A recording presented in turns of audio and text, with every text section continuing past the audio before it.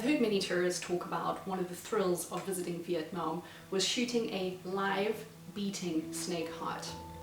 So a friend of mine and I decided that we would go and have a look at these infamous snake farms in Vietnam, not far from Hanoi. And we checked out their menu to see what they had there. The welfare of the snakes in some of these places was atrocious.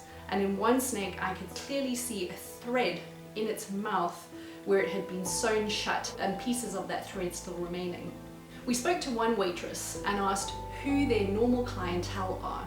What was surprising was that she said it was mainly Vietnamese, with few tourists. We also noticed that many of these places sold other wildlife products and other wildlife meat.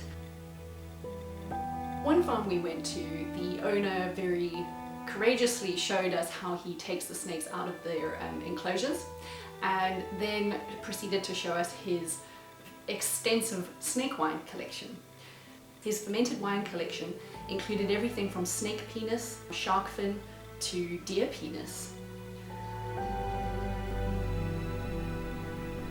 Most of the snakes are kept in glass aquariums where you can often pick the snake that you want to eat. This particular snake was in an incredibly poor condition for a reptile.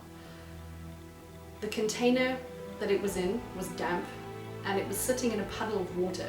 Its scales seemed to be rotting off, and as you can see it looks like it's in an incredible amount of pain.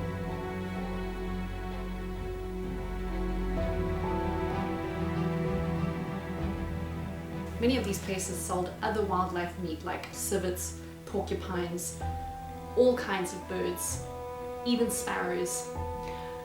And given the current virus situation with coronavirus, you've got to ask yourself if it's worth having these kinds of wildlife available to consume in an open area like that where there is no hygiene levels. You have no idea where these animals have come from, the journey that they've been on, and in supporting these kinds of initiatives you're indirectly fueling the trade, and you could be releasing really deadly diseases like this one that we have running around the world at the moment.